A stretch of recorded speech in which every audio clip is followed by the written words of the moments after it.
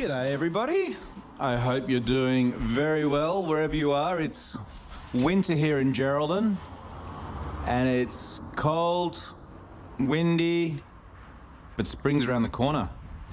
And today was an exciting day because I have a couple of new boards from Goya. I ordered these quite a while ago and they finally showed up, so I am very excited and I thought I would do an unboxing video. Why not? I'm going to copy Ben. Okay, it is time for another unboxing video because I'm a lucky boy. I just received 7 boards. I enjoy watching Ben's unboxing videos, so I thought, you know what, I'm going to do the same. So here we go. I've got 2 boards. One is the new Nitro 2 91 and the other is the Goya Custom in an 84. And I feel very spoiled. I have never had this many boards in my life. I remember when I was a young kid, I had a Bombora Exit. Any of you guys in Australia probably know that board. It's like a plastic shortboard. It was the first board I ever got and I was the happiest kid in the world when I got that. But now here I am with 2 beautiful brand new boards. So I feel very blessed. I currently use a 88 Goya Custom and the Stony. This is about 80 odd litres or so. So I use this when the wind is sort of 20-25 knots here in Geraldton. I use it exclusively in Coronation. The 88 is a fantastic all-round board. Look at this, raining. If any of you guys come to Geraldton in summer, you'll never really see rain, so it's very different sort of in winter here. But yeah, this 88, it's a very good all-rounder. It's not a super radical down the line board, but it does everything really well. It's a good board for me because I'm not super radical anyway, so yeah. But now I've got the 84 because I thought, well, it'd be nice to just have a smaller board for those windier days, and also I just like to test it and see how it goes in more down the line conditions. Whoa, look at this. Here, let me get this board out of here so we can compare.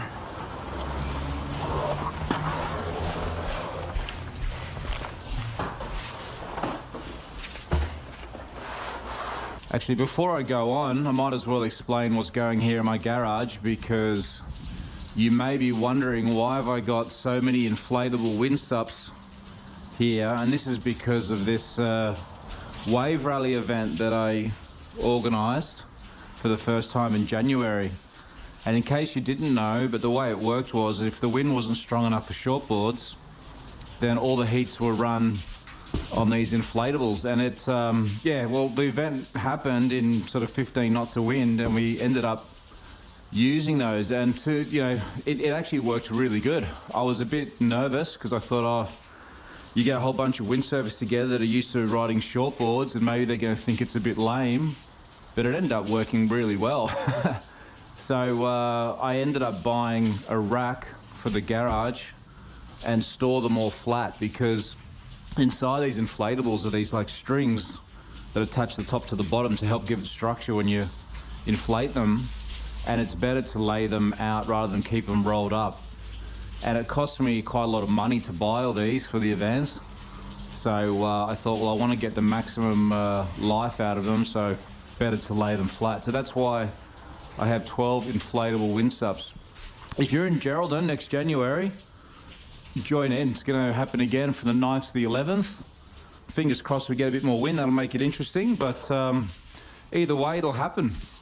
So I've now been using this gear for the past sort of year or so, and initially I bought, well, this 88 and a 94, and I'm about 86, 87 kilos, and I thought that the 94 would be a good light wind board. However, what I found was that it ended up being unnecessary. Like when I bought the board, I found that this 88 will float me. And the other thing was, there was something about that board that I just didn't gel with. I couldn't turn it the way I wanted it. It got up on the plane very easy. It's very comfortable to sail around on. It's an easy board, but I wanted something that was gonna turn a bit harder, and I just couldn't seem to get that board to go where I want it to go. So I ended up selling it. But the 88 I find is a better board for me all round. A friend of mine bought a duotone secondhand grip, a grip SLS, I believe, in 2024, 107 litre, and that board turned really well. So when you're going for a bigger board, it definitely is worth trying out as many different boards as you can, because you'll find that some will suit you better and some boards will turn harder or get on the plane early or whatever. You know, I think this is the thing with boards, is that there's the marketing blurb that, you know, every brand will have on their website, and then there's the reality of the board when you actually use it. And it's impossible to have a board that excels at everything, from early planing to the hardest turning to the onshore, cross off, whatever. So you've really got to be honest with yourself and go, well, what board do I need and what's the conditions I'm using it in, and then go from there and just try as many different boards as you can. But anyway, so this 88 has been a very good board for me. It's one of those boards that just does everything really well. If you've got a place where it's just steep, perfect, cross off type, you know, conditions, then you might even want to step it up to like a fully custom board, because this board is designed to work in a wide range of conditions. So there is a limit to how far it'll go. Having said all that, to be fair to this board, I probably need to play around with the fin positions and the mast track and the whole thing, because I can probably get a bit more out of it. But I'm not like a pro level sailor, so it doesn't affect me much. But, you know, again, there's limits to what boards can do. But honestly, it's probably one of the best boards I've used in the fact that it just does everything well. I can use it in corros, cross on. You can use it at, you know, a heavier spot. And it still works well. So it does everything in a good way. So it makes sense from a brand to have a board like that. It just, if you just want one easygoing wave board that you can take on a holiday and, you know, ride in a range of conditions, then go for something like that. So what I've got here is a 91 Nitro 2, which I thought would be a good board for those kind of cross-on like conditions and just more, you know, junky stuff. It's a bit wider in the tail. It'll give you a bit more stability, a bit more power in the wave. So that was the idea with this one. And then the 84, I'll open the 84 first, since I've already got this 88. Have a look. All right, we're getting into these boards. You just want to rip the whole thing open, don't you? But there's probably an easier way to do this.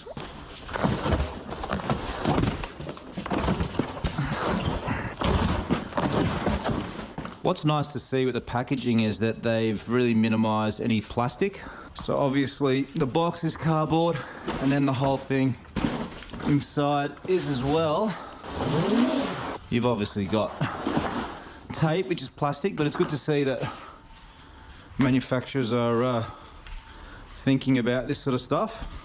All right, so we've got a little pack here which has got the foot straps in it and bits and pieces. Let's have a look.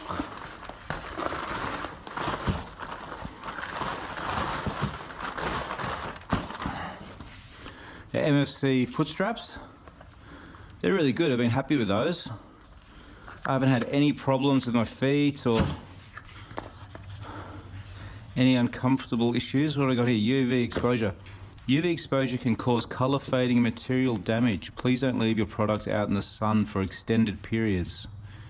We advise to store it in the shade whenever you're not using it. Yep. There's the nuts and bolts. I often say to people that I feel like we're living in a bit of a golden age of windsurfing right now, because the gear has never been better. You know, the technology of the production and the shapes and the whole thing. And plus, we don't have to deal with some of the crowds that you do see in some other sports like surfing. I mean, here in Australia can be a big issue, you know, at lineups where you've got hundreds of people all fighting for a wave. So it's kind of a sweet spot at the moment. I know we often talk about, you know, making windsurfing more popular, but and on the flip side, it means that we can go to some really good spots and you don't have hundreds of people. So I sort of consider right now an awesome time to be a windsurfer.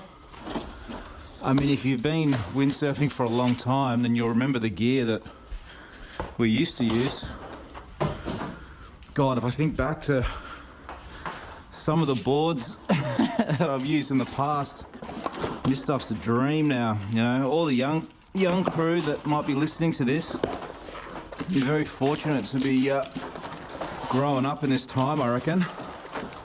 And I guess that's also a moment just to give appreciation for all the people in the past who've worked in the windsurf industry to get to this point where we are, right? I mean,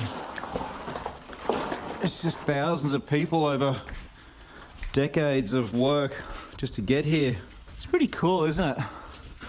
The way humans work, they just endeavor to constantly improve stuff. Like, I don't get these boards for free. I pay what's called like a team price. So essentially it's a very good price on the gear, but I'm still spending a significant chunk of change to get this stuff, which I'm happy with because A, it's low, you know, like it doesn't stress out the brand too much. And you know, if I sell stuff secondhand, I can recoup, you know, most of the money that I spent to keep things upgraded. So it's kind of a win-win the way I see it. Even though it would be nice to get stuff for free, of course, but it all helps. And I can do my little bit to help promote the brand and just windsurfing in general. So it's a nice relationship. Look at this. I like seeing it wrapped in paper. It's cool. Remember the days it was all bubble wrap, polystyrene and whatever. So it is definitely an improvement. Need to be careful not to damage it. Ooh, here we are. You know, there's hardly anything I spend money on these days except for windsurfing gear. It's just the best, isn't it? There's nothing better than unwrapping new windsurf gear. Isn't it beautiful? So you get stickers. Oh, it's beautiful. I have to say, you know, kudos to all the workers that work in the factories that make this stuff. Obviously, well, Goya's made in the Cobra factory, and some brands are made in the Kinetic factory, and then there's others in China and other factories in Thailand too, I believe.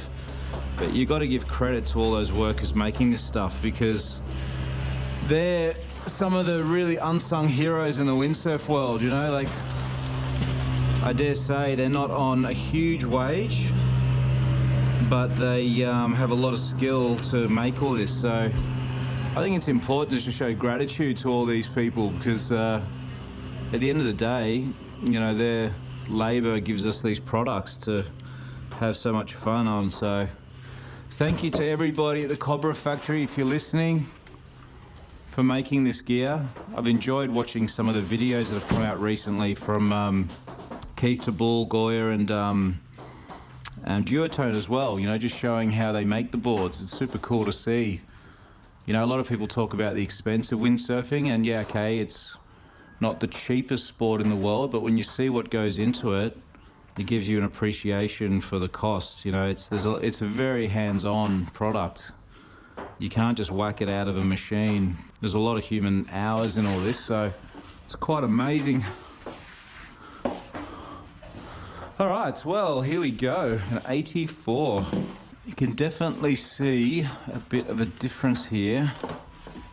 Yeah, I think this 84 is going to be super interesting to see how it goes. So when it's like in WA, we have some really good down the line spots. When I use this 88, it works really well, except there has been some times where I felt like it'd be nice just to be able to turn it a little bit harder or snap it off the top a bit harder.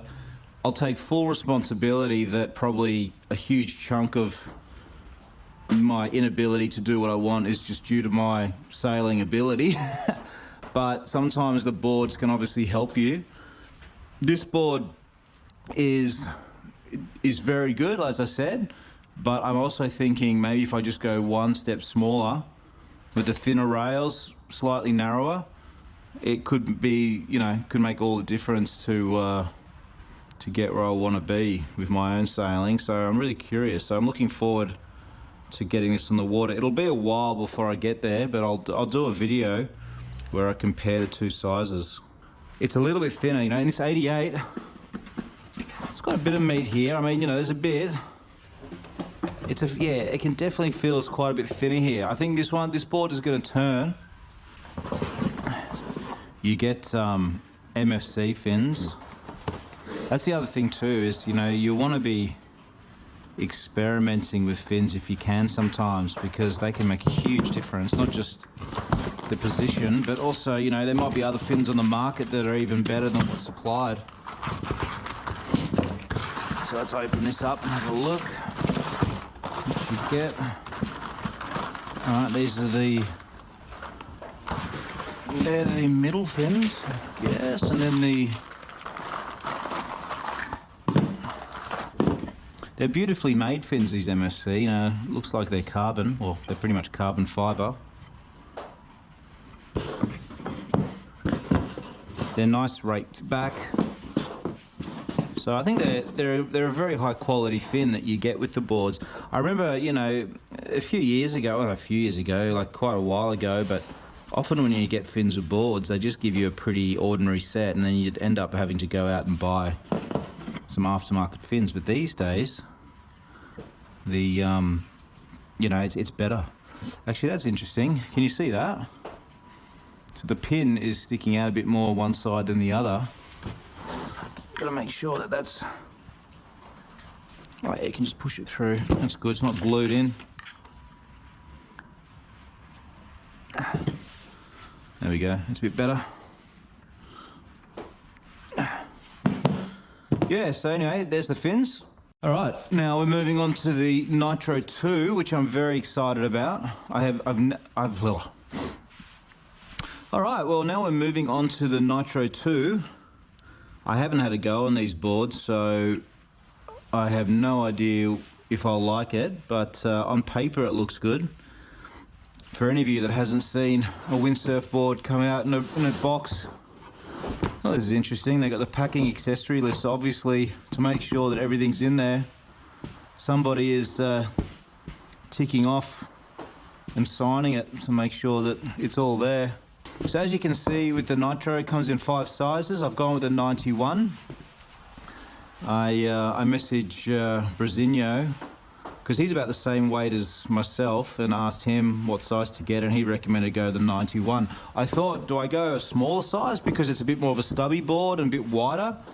But he suggested go the 91 because, yeah, obviously if you're getting a board like this, you're getting it because the conditions are subpar, and therefore you might as well go something with a bit of extra float. So thanks, Brazinho, good advice, mate. All right, let's get this board out of the box.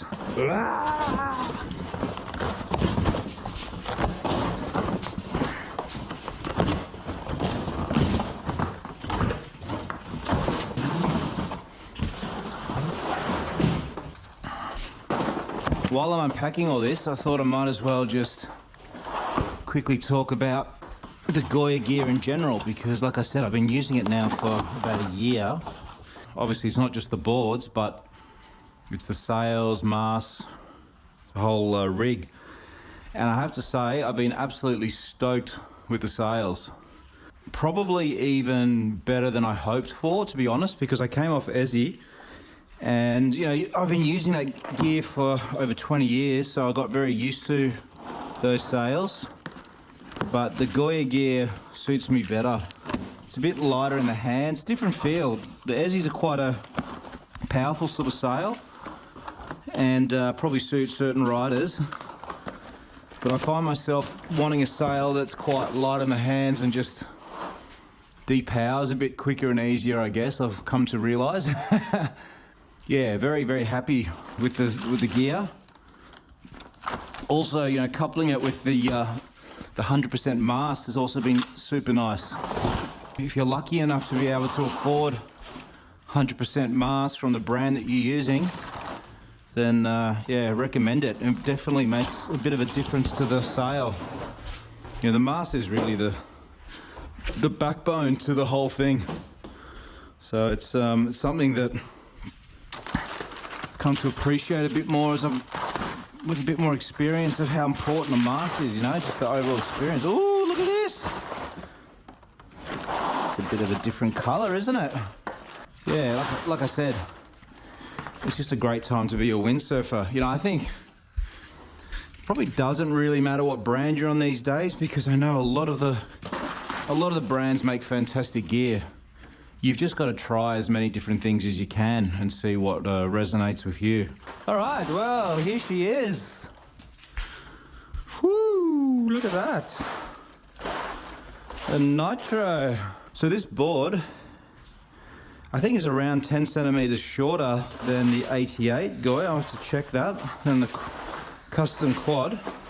So it's more of this sort of stubby style.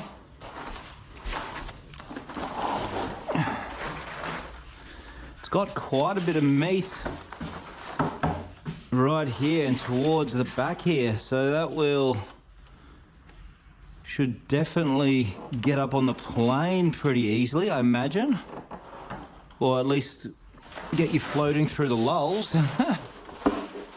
It's also very quite wide in the tail here. It's going to be very stable.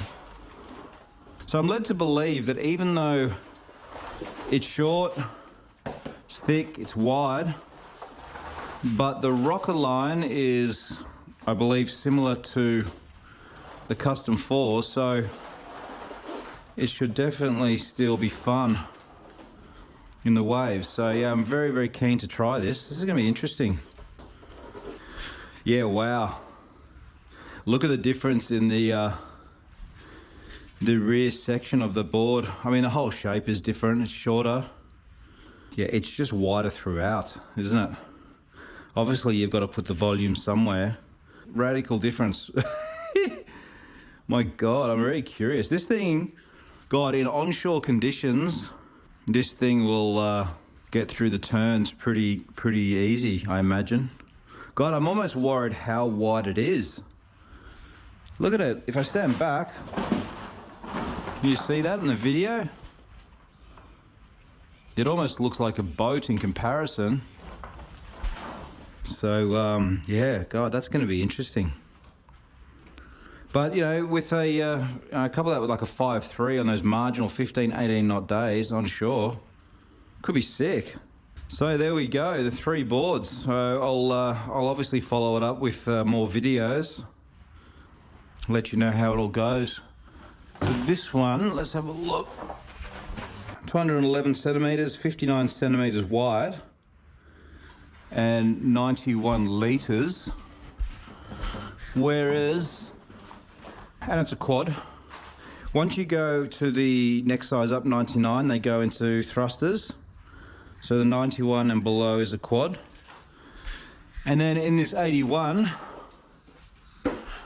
yeah, it's 223, 58 and a half. So interestingly, it's only half a centimeters wider at its widest point, but that wide point on the Nitro is carried a lot more throughout the outline, and obviously just a lot wider in the rear end of the board as well. I'm excited. Now I need some wind. Cool. All right, guys. Well, thanks again for supporting me and the channel. And if you've got any questions about any of the gear, just put it down in the comments, and I'll do my best to give you good advice. Cool. All right. See ya.